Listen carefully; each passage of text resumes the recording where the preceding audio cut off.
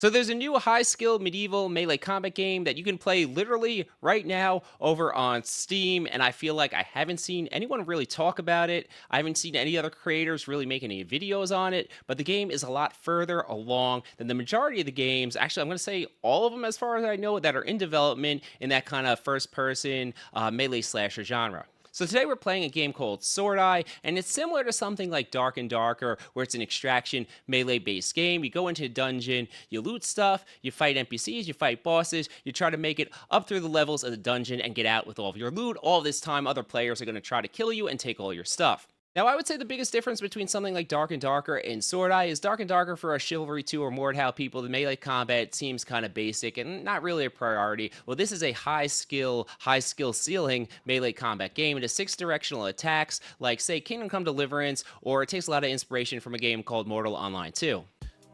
And now I may or may not have had my game sound not on in OBS when I when I recorded this video. So I'm gonna talk you guys and kind of navigate you guys through the dungeon. We just hopped down into level 1 of the dungeon. As you can see, like Dark and Darker, we have some traps and all that good stuff throughout the dungeon. And if you see here, we got one of our NPCs. Now our NPCs in this game are quite a bit more difficult than you're gonna find in a lot of games, and they're gonna feint, they're gonna block, and the AI 1v1 especially is pretty damn good. I had a lot of trouble getting started with them.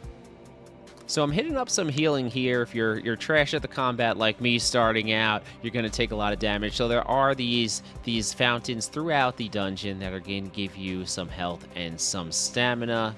And there's also a timer, actually. I think this is a pretty interesting mechanic that you start in the dungeon with a timer on how long you're allowed on that level until you have to extract. And now you can extend this timer by killing certain enemies or interacting with certain magical items throughout the dungeon. Now we're in a 2v2 here, and you can tell these NPCs, they saw that my partner, our Swordai developer, actually had his guard held up too long, and the NPC kicked him and went in for a free shot. And as we're looting a little bit here, you're also going to notice that the combat spacing is very important, as I learned in this game. So you have to strike with the blade of your weapon. There's going to be things like handle hits, and there's going to be an optimum area to swing your attack from. There's a variety of different weapons in the game, and that's going to continue as development goes on. But of course, the game's called Swordai. It's very sword focused, so you're going to have things like katanas, great swords. I even believe claymores actually are in the game currently, or coming very soon. Now you're gonna see we're gonna 2v1 this knight over here, and he is smart enough to target switch, and I guess he realized, oh, I actually hit a block off there. He actually realized I'm the trash one in the party, so he's coming at me, right? You see my health dropping as we go. I was fortunate enough to get gifted a little bit here of gear here so that I don't go down so easy, but we're off and making our way a little bit deeper into the dungeon. As I'm about to get bombed on here by this greatsword wielding giant knight. Let's see, can I get a block? Oh, I actually got a block, yes. But now my combat has deteriorated, and you're going to notice I'm taking a tremendous amount of damage. This is one of the harder guys. Thank God I got saved. But now we're going to see some of our character's abilities here. You see my duo partner brought in a healing skill, and you can see I'm actually recovering stamina and health over time here as I loot some of the souls over here to get my money up. So we're dropping into the first boss encounter, and I just got to preface a little bit. Now, normally there would be no geared players come in here level 1 to fight this guy. I happen to be geared to the teeth. I guess it's good to have developer connections, but the boss, pretty cool. Of course, he's more melee based, but he does a good amount of damage. You see my damage coming down pretty quick, but we got a 2v1 on him, and we both also do good damage because I have the best weapon in the game, and we're able to get him down first. And you can see we're harvest our slows. He's going to give us a soul key, and then we're going to have loot chests over here, and we're going to get some good loot, and we have the quest to find and slay the puppeteer, who is the final boss in the game.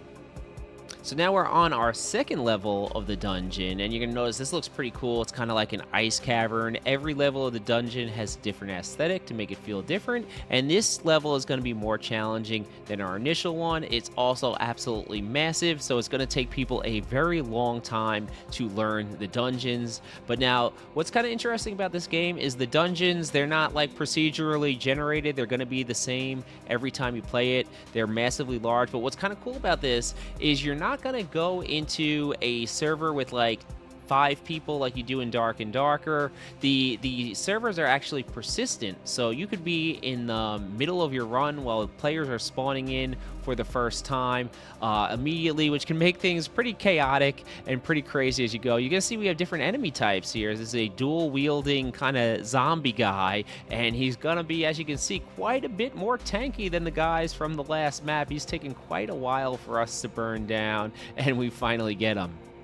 So now as we make it a little bit deeper into the ice caverns, let's talk a little bit more about the combat system. Now we talked about the directional attacks and mirroring them to block, but you have 2 basic attacks. You have light attacks and heavy attacks, and you're gonna see under my directional input you have a green bar that starts charging, and the longer you hold it down, the more damage you're gonna do. Now if you hold it too long, it is just gonna kind of like cancel the attack. And you can also combination one attack into the next one, and what you're gonna notice when you combination attacks is you're not gonna get stuck getting that super long charge meter like you would if you're just throwing solo strikes. The combination attacks actually get boosted damage, and if you're able to chain multiple hits into each other, it's probably the strongest aspect of the combat system. We're going to skip ahead a little bit, and you're going to notice we're on a new level, level 3 of the dungeon. This is the final level, and we're trying to get to the end boss, the puppeteer, and you're going to see we have these, I don't know, hellish alienoid creatures coming at us with 2 claws, and the enemy variety again is going to increase, and the enemies are going to keep getting more and more and tougher as we go.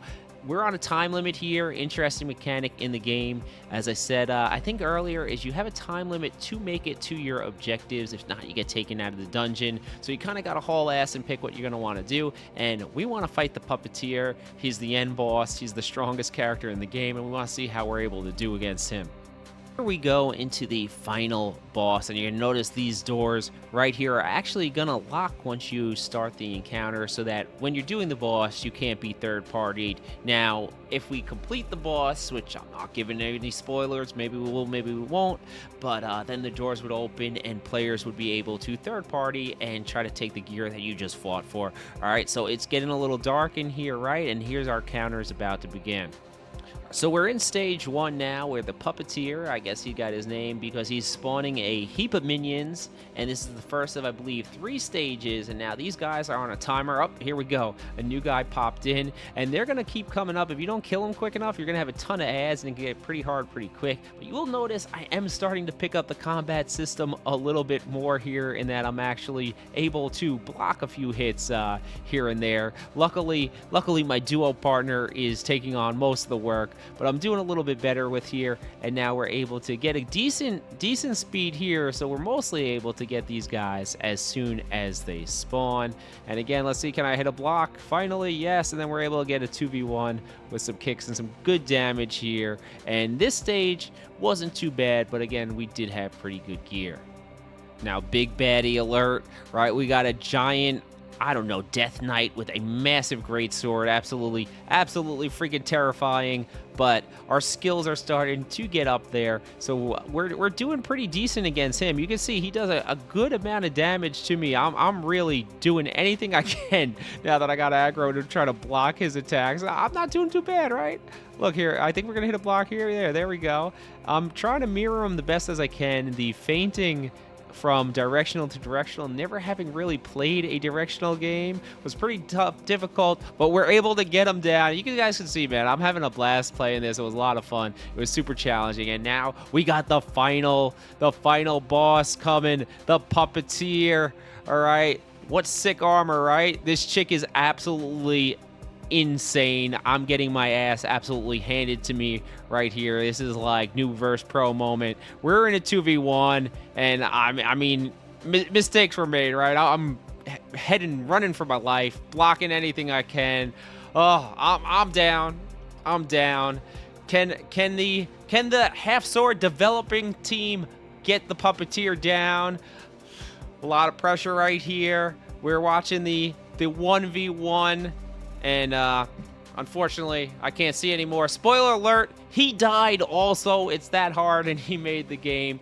But I think you guys are going to enjoy this game for getting a polished medieval sword fighting experience with something like Dark and Darker that makes you play for stakes. Now, what this game does need is it needs some players and publicity. So the playtest, again, is going on right now. It's over on Steam, and you can try it for free. And I'm going to be playing this game this week and this weekend. So all the people talking trash to me all the time on YouTube and TikTok, now is your chance to come in and take my loot. Again, I'm really cool with the development team here. I think they're great guys, and they're making a really solid game that's a lot further off than a lot of the medieval stuff that we've played. Check it out, and let me know in the comments, what do you guys think of the game? Would you be interested in playing this game a little bit more? Would you be interested in watching me play this game a little bit more? All right, champ out.